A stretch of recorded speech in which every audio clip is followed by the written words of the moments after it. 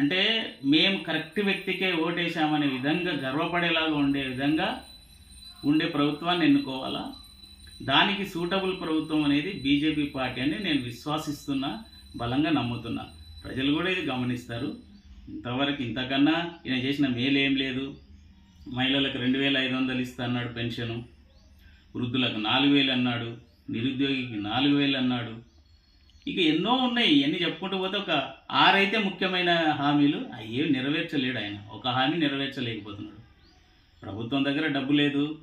ఉన్న డబ్బుని ఉన్న ఆస్తులనంతా టీఆర్ఎస్ అమ్మేసుకొని పోయింది. ఏవో మాయమాటలు చెప్పి పాలనలోకి వచ్చాడు ఓట్లు వేయించుకుని. ఇప్పుడు ఏం చేయాలో అర్థమైతే లేదు. నాకు తెలిసి 5 సంవత్సరాలు కూడా ఈ ప్రభుత్వం ఉంటుందని గ్యారెంటీ లేదు. అది ఇంకొకటి సార్, ఇప్పుడు మన దేశంలో తెలంగాణలో కాంగ్రెస్ వచ్చింది కదా. ఇప్పుడు కాంగ్రెస్ అనే ఒకటే కాదు, ఏ పార్టీ గెలిచినా పెద్దవాళ్ళకు ఒక్కటే అధికారం